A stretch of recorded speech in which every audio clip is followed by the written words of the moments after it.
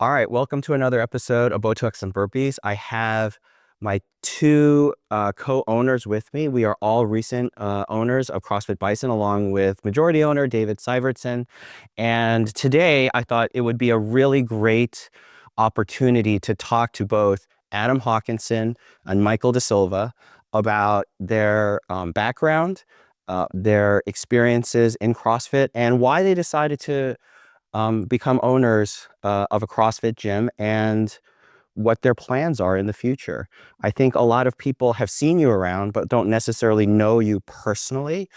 I've gotten to know you guys well over years, and I think just knowing who you are will give people understanding about where the gym is directed towards, how we're helping Dave, and how excited we are about all the different plans and improvements and growth that I think CrossFit Bison can undergo. So before I start, I just wanted to ask both of you what your backgrounds were, how you grew up, a quick summary of where you guys got up to in your adult life. So Adam. Adam Hawkinson, turned 40 years old, have two young boys, married to my wife, Stephanie. Grew up in Delaware, joined the military, spent the 3 tours in Iraq, 8 years in. And after I got out, met my wife down in Delaware, moved to New Jersey. And that's when I would say my fitness journey kind of began. I was looking for something to kind of stay in shape after I got out of the military, but started going to the global gyms, just doing the typical, back and buys, chest and shoulders. And I just, after I had ACL surgery, kind of like was missing my stride on staying in shape. And then that's when I kind of found out about CrossFit through watching TV, the CrossFit Games. You were airborne, weren't you? Yes. Did airborne, had roughly about 13 jumps jumping out of airplanes. Scared every single time. Just making sure the chute opened, I had no control over that. So, Wow, that's crazy. And Mike, tell me a little bit about yourself. Yeah, definitely haven't jumped out of any planes. Don't plan on it.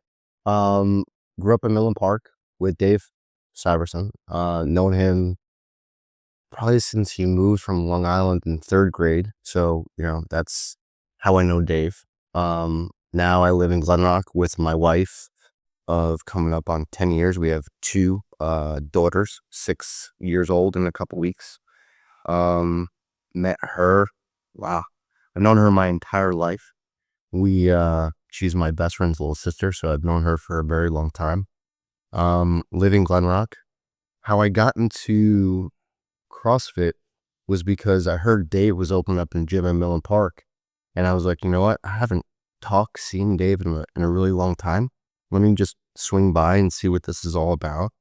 And then started working out, and it was probably member number 5. I think I'll hang my hat on that one. Mm-hmm. And just started working out and fell in love with everything about CrossFit, from the training, the programming, the people, and really just wanted to embrace the whole thing and embrace Dave, and I bought in immediately. What's your day job? Do you have a job? So some say no. Some say no. The X-Factor. Hey, I work in the financial services industry. But my wife also has a building design business, so I help her out with that. We build homes in the area, and we invest in other small businesses in and around Bergen County and other locations that we're in. But we, when I say we invest in businesses, that and we'll get into this, we invest in people that we love and we know. So you've been there from the beginning. That's 2014. Do you remember your first CrossFit workout or when you first started? Not the first CrossFit workout. I joined in March, 2017. I think it was right after the open. Yeah. But I do recall it was Karen was the first thing that stuck out in my mind. And I probably used the women's 14-pound wall ball. The depth was fine, but I couldn't hit the target. And I just remember I had a female that was judging me, and I was getting no rep. And I was in my head, I was like, I'm ready to quit. I was like, this is ridiculous. I don't like this. And then I judged her, and I watched her hit the target every single time. And I'm like, wow, I mean, if she can do this, I had no excuse to not be able to do this. I need to step up my game. So it made me a little hungry to come back for a little bit more. I have done Karen a bunch of times, 150 wall balls for time, and Yeah. every single time, I'm always in the middle of it, like, what the F? I'm like, do you remember your first workout or a memorable workout when you first started? No. Honestly, no.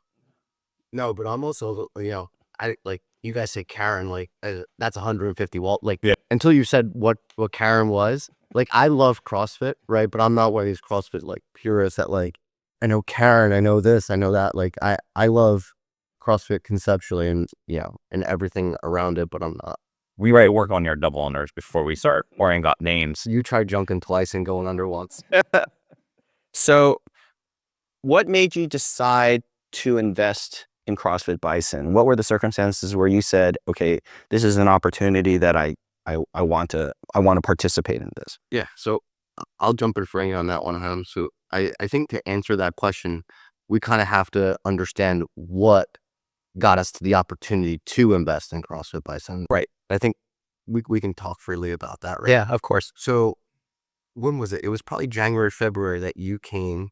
Of last year or this year? 2024. Yeah, this just a little while ago. You came to Hawk First, which I don't know why. The guy doesn't know it. You came to Hawk First with an idea about opening up a gym in another area around here. And then you came to me and we talked about it. And Hawk and I I think we knew that you were coming to us to talk to us about something, but we didn't really know what it was, right? And when you left the conversation with Hawk, he had an idea. And when you didn't tell me, and when you left that conversation with me, I had an idea. And both of those ideas led us to, that's a great idea, Sam, opening up a new CrossFit gym in that area with these guys. But what about finding a way to invest in Bison, which we love, right?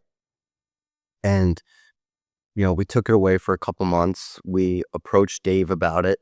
And, Dave was interested in the idea, but Dave didn't really want to go anywhere. And as everyone knows, it was Dave and Chris who owned Bison. And, the natural progression there was if this is Dave's lifelong goal, right? Let's see how Chris feels about it. And timing is everything in life. We approached Chris and, the timing wasn't right at that moment when we approached him in March or wherever it was. And then we kind of sat on it for a little bit and, planted the seed and then just kept on having the conversation with him. And organically it came up that, it was the right time for Chris for things that he was going on in his life, what was best for him. And then we came together as a collective and we said, okay, let's do it. Let's value this thing at X amount and X number, and let's figure out what percentages each of us want to own, and let's figure out our roles. So once we got to the point that the opportunity was present, what made me want to invest in Bison? Two things: Dave and the community. Believe in Dave, love Dave. Dave is Bison, Bison is Dave. And then the community, right? Like I started in 2014, took 4 years off once I had my kids and came back to it. And it was a different Bison, but it was the same Bison because the community, even though the people were different, the community was still, what you love and what you remember. So that's the reason why I invested in Bison. And to what Mike was saying, exactly right, where it's Dave, the community, even though as we're getting older and we've been in the CrossFit Bison area for a while now, even though we're getting new members, it's almost like you get to see the same members just like reinvent themselves, where it's the same group, same vibe, same energy that's coming into it. So even though you have this doghouse that's coming in now at 6:15, it's just nice to have that. Every single person that you meet, no matter what time of the day it is, you can connect with them on a personal level, and everyone's just such a nice person where you have no problem getting to know them, meeting them outside of the gym. It's not just like hi, bye within that hour. It's like you get to hang out, you get to, be in each other's weddings. Like I met Brian and Liz, and you get to know this guy a little bit more, which takes a toll on them. But and then I can go get a facelift I saw at a bar though. But the community and Dave are the two factors I think that really just drive it home. It makes it an easy decision. Yeah, I almost forgot that it did spring out of there was a possible location. Like Dave had been talking about opening up a second place, and so we scouted this place pretty far away, like not in competition, and it just didn't work out. The finances didn't work out, all that. And I remember at the time thinking, well, who would we want to be part of that if we did that? And you guys came to mind. And then I remember it never came, like you guys were always thinking, well, and also if we could be part of Bison.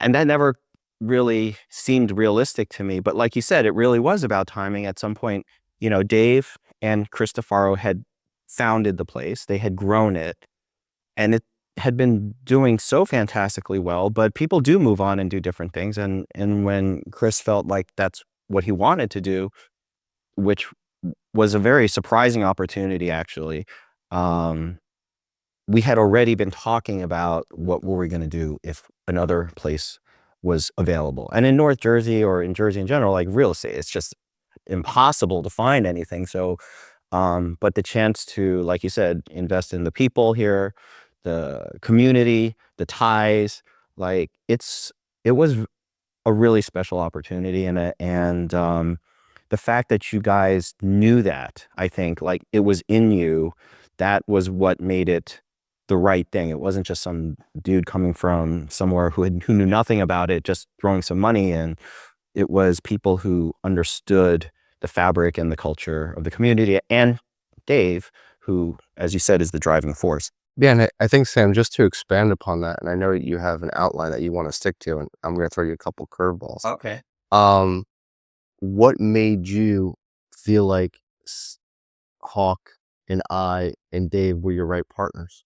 Like, why did you want to get into a partnership with us? Well, I mean, I think Dave is a proven success, right? He took this gym and built it. Yeah. It's now, around 300 or so, which is one of the bigger gyms in the country in terms of CrossFit. And then you guys were, well, first of all, let's be honest, you guys have the financial means and resources. There are a lot of people who are great people, but if you can't invest significant capital into something, then you can't make things happen. And so that was one of the things. But the other thing was trust, right? Like when you work with somebody, you got to trust them. And as I know we think divergently on lots of stuff. We come from different perspectives. I've never jumped out of an airplane. I've never worked in finance. But that diverse set of experiences brings different perspectives. And that's where I think our owners' meetings are so interesting, because we actually have a lot of different perspectives. We all actually converge eventually, and we come up with, I think, is a best solution or approach to whatever it is that we're talking about or dealing with. But I feel like that trust was the reason why it worked and why you want to work with somebody. And that was the number one priority. So at this point, how do you think the gym is doing? What plans do you have for the future? What do you think the state of, we actually just said that, what do you think the state of the gym is? We just had a meeting where we talked about it. And where do you think it's going to go? I think, I love how, when we were thinking about some other things down the road, we decided to focus more on Bison in-house, get that moving forward. I think we'll never be in a bad situation as long as we keep our heads on our shoulders and not look too far down the road, keep everything focused right in front of us. Keeping the members first and foremost, making sure that they're happy, their needs are being met. And as long as we can keep doing that, I think that Bison will always continue to grow as long as the energy is still there. Yeah, I'll second what Aaron says. You just have to listen to people, right? Like when we go into the gym, I think our biggest attributes as owners is that we talk to everyone, right? Talk to someone, ask them, hey, like X, Y, and Z, what do you think the gym needs? What do you think that we can do better? And asking that question to people in any business, from your plastic surgery business to when you own the UPS store to my business, is it shows, one, people that you care what they think. Two, that you're invested in the business. If it's something as silly as, one person wants new ropes to climb because the ropes are in not great condition, you buy new ropes, like that person felt like they were heard, or this like other little things. So like the most important thing I think for us as owners is listen to people and listen to what the community wants, and always have a pulse on what's going on, right? You don't have to be involved in the gossip and the drama and all that. Actually, preferably you stay out of it, but just listen to what people are saying, respect people's opinions about things, even though you might be contradictory to what we're trying to do, but also, fulfill some of the things that people want. And, I think for Bison now and moving forward, demographic, we always talk about age demographic, right? In this business. Yeah. And the age demographic is increasing, right? The want for the workouts and style of workouts is still there in a strong demand. But how do we triage for an aging demographic that wants something that maybe they're not fully capable of doing? And I think that's kind of what we're thinking about. You mean people don't want or can't do ring muscle ups, like 15 unbroken, or squat snatch 135 or something? But not everyone can do that. But then you have the beasts in the gym that still can. And and when I say beast, just doesn't mean the young kids. Like some of the older people are doing things that you just blow your mind. So I think for us, as an ownership group, listening and being progressive with how we approach fitness is going to be the secret sauce to Bison for the next 10 years and beyond. I think for me, it's always about fitness and the health of everybody. I always think about what can we do, as you said, to maximize everyone who comes to Bison's, their health and fitness. I think CrossFit sometimes gets the wrong label that it's about pushing limits and going so hard that it's almost excessive. And I would say probably the first couple of years when I got here, like all of CrossFit's philosophy was go unbroken, go hard, like all of that. And I think both CrossFit as a whole and us in particular at our gym have realized, because we're getting older, because of our demographic, and also because we've learned that there's more to fitness than max intensity every time. I think having dealt with sprains, injuries, which you are in every fitness activity, we are now really trying to maximize longevity, wellness. But some of that, I realize, also has to be intensity. Like you have to bring it sometimes. And so finding that right mix of wellness, longevity, health, focus, plus bringing that intensity, that is really what you need in order to maintain your capability, it's tricky, but I think we're starting to figure it out more and more. Yeah, I think everything's moderation, knowing, where to push, like you said, but it's like just making sure that you're happy in what you're doing. And then just knowing at some point that you do want to push yourself, you want to see what you're capable of. And then having that desire is what makes you, grow, inside and outside of the gym. What do you think the biggest challenge or issue remains at our gym that still needs to be addressed? I think for me, thinking about that, it's basically as far as the size of the gym, as we're getting more members, it's trying to maximize the space, make sure that people don't feel cramped, but getting enough people into the classes that, if we can get more people in, no one's feeling neglected when they can't get in, can't sign up on time. I think that's going to be the biggest thing in my mind. Everything else, I think, falls in place going off of Dave, having trust in him. We invested in him, like you said. We all agree with that. And, I think as long as we stick together, like, we'll have no problem moving forward. Yeah, again, Adam's spot on. I think when you think about challenges, you also have to think about, you know, the challenges you have now are your future, right? The reason why you have challenges now is because we're growing, right? And growing is our future. The reason why we're so focused on Dave and our coaches, which outside the community, the coaches are the most important, our most valuable asset. So, I think the challenges are accommodating the community as it grows. What do you have to do with space, right? And what do you have to do with people that still have the drive and urge to do CrossFit, but maybe just can't physically sustain it, right? So we're thinking about that new concept gym, and then coaches, right? We're investing in coaches. We want them to come up with different ideas like what Adam and Kayla just came up with. Absolutely fantastic. I think the whiteboard that they have is a little shabby, but we gotta get them something new. You're talking about the nutrition chapter? Yes. And K Wellness that's coming online, and a couple other ideas that we're floating around for coaches to really embrace what they are interested in and what they excel at, and then introduce that to the community in a thoughtful manner, so then it makes everyone better. So I think those are the challenges that we face. What is your favorite CrossFit movement or workout? The two that come to mind for me, probably because I'm somewhat good at it, is I love power cleans and I love bar muscle ups. It's those two. It clicked with me, whether it's my anatomy of my body. Growing up wrestling, we never lifted much weight. Everything was body movement.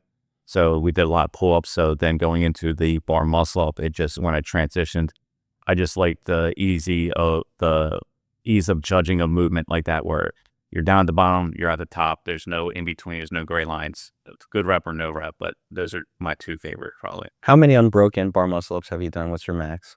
The most that Because they're smooth. I'll tell you, they're like butter. that I know that I've done, One. what? No, dude, this guy does them all day. 15. I know I did 12 with Kevin Yurchak at the Waldwick competition we did. I wasn't planning on it, but as I watched the guy next to me just kept going, I was like, all right, I'll just hold on. I remember that. But 15, I know I could do more, but I don't want to push myself and get hurt unless it's like, okay, like I need to hold on to 16 to finish. And Right. I'll do 16. Then next time I'll try 17, but 15 is probably the number that I had. Got it. How about you? It's interesting that you think you're good at those two movements. You're pretty good at bar muscle ups too, actually. Oh, yeah. With your chicken wing? No, does he? Do you? All day long. Oh, really? I was. Yeah, terrible. Julia Kelly makes fun of me every time I do it. And then, I think my favorite movement is toes to bar. Yeah. Like I don't like I feel like I can just get into a flow on toes to bar, and I can rep out a bunch. Yeah. And there's not one movement that I really don't like, except for probably bear crawls. I think those are the worst things in the world. They are really bad. Bear like a You don't look good doing them. look terrible. Nobody does. Oh yeah, everyone looks bad. Whoever thought bear crawl should be a movement that should be in functional fitness, that's probably should leave. What is the hardest workout that you remember doing? Tell you what, the one we did on Wednesday, the 5 rounds. Oh yeah. That was hard. Wait, so that was 5 rounds of what was it again? I gotta go back and look real quick. We got to go back and look, but I remember getting done with that workout, and I was like, you know what, it was hang cleans. No, it was 6 touch and goes. Oh right. It was, and then you went over and and then you did 9 sit-ups, right? And then you did, Is that then the toes to bar? Yeah, so it was 5 sets, 2 rounds, 6 touch and go clean and jerks. You choose your weight. 9 sit-ups, 6 toes to bar, 9 push-ups. Rest 2 minutes. And so you had twice. Right, so it was 2 rounds of that. You rest after the second round 2 minutes. Yes, that was pretty horrific, actually. I didn't mind that one. I think just because I took what Dave said, maybe a little too extreme, but where he said go lighter than you think. So I probably would have started off 95 and then went 115 right away. But I started off 75. I did that for the first 2 rounds and then I increased to 95. But I just remember for me, I had to write it down because I didn't want to forget it. It was 19.5, whereas the rep scheme's 33, 27, 21, 15, 9 of 95-pound thrusters, chest to bar pull-ups we did at the old gym. I remember that. And when I heard you did it with Dallas and they were saying that Dallas did all singles for the chest to bar, I was like, that doesn't make sense. Like you could do butterflies, but being in one movement for 33 reps or 27 or even 21, those are always, for me, my weaknesses. I like to be able to do, 5 to 7 reps of something, move to something else, let that body, recover, and then move to the next thing, be able to hit that next movement and then just be able to keep moving like that. But when I was sitting there for 33 reps, I was like, I want to quit. What's up right now? But knowing everyone's doing it, it's like, okay, I can't be that one person, the only person that just decides to stop. I'll pick an injury, say I got a cramp or something.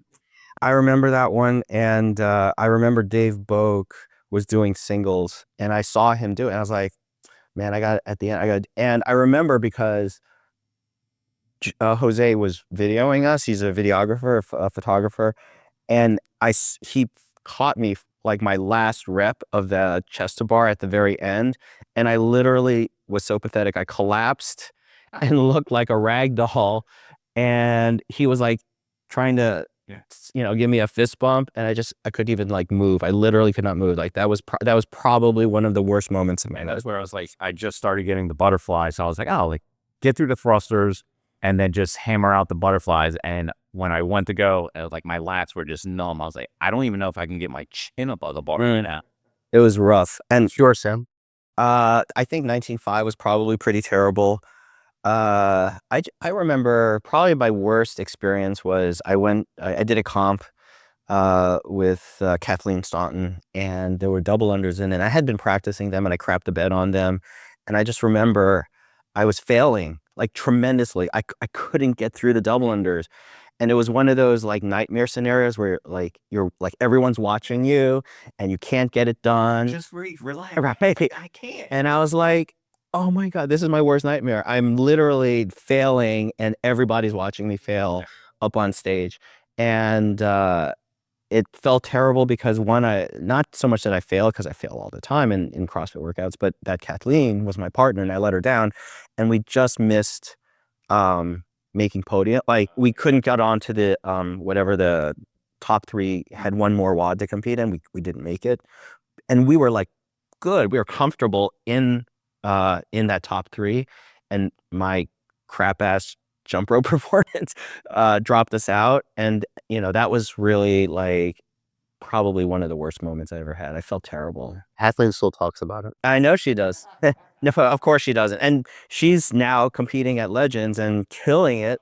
So, but that's why I think CrossFit's filled with moments where you have triumphs, you have failures, you put yourself in very difficult situations, but they're at the gym, so they're relatively safe. It's not like you're gonna But you make yourself vulnerable within a group of people on a daily basis, and that says a lot about people that come and do CrossFit. I think so. I think just pushing yourself in that capacity, it does something. And to touch on Kathleen, like that woman is such an inspiration with everything that she's gone through in life with her own story.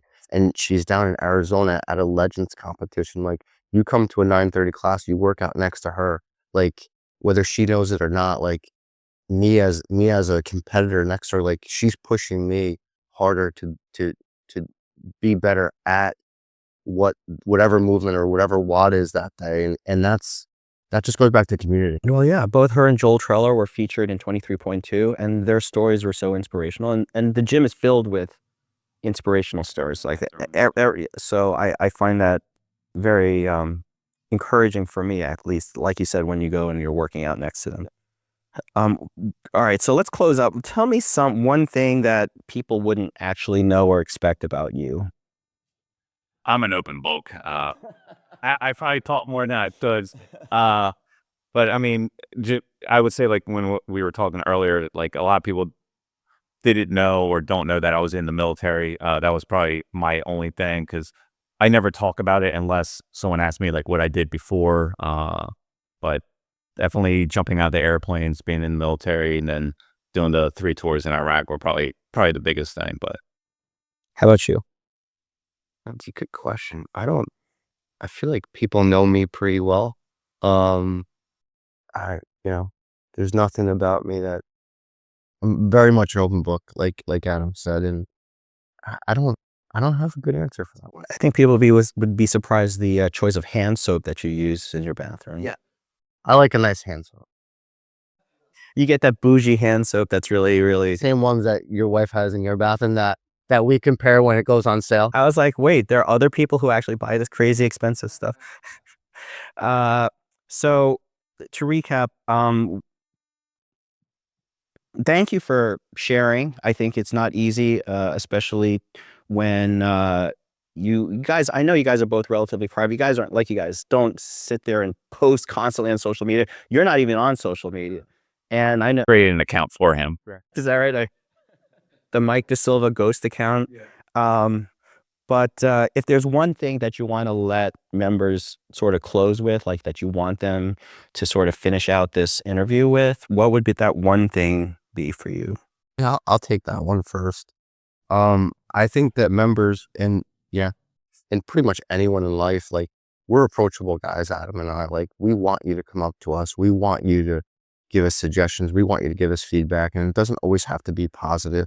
It could be negative. Like we're guys that are doers, right? Like we're sitting up on ladders in Bison, hanging stuff, fixing stuff, and like we don't go on ladders. We know nothing about ladders. Shouldn't be on ladders. You shouldn't be on ladders.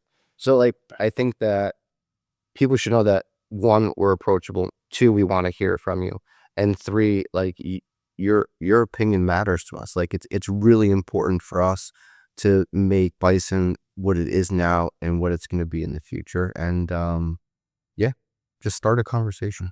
That's it. Yeah. When I was in the military, people always said, the higher ups, that no matter what you're doing, where you're at, someone's always watching you.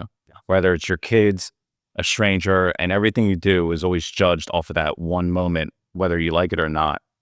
Perception is reality. And I think, I mean, you do every job as if it's the only job that you have to do. I mean, I'm cleaning the bathrooms at the gym and I don't mind it. I like getting, not so much getting my hands dirty, but I don't mind doing any job. I just wanted everyone to know that no matter what they think, perception of the people that are owning the gym or help run the gym, the coaches, that we're here for them. And, you know, as long as we can make the gym better, it helps them, it helps us, and it just makes the day-to-day activities that much better.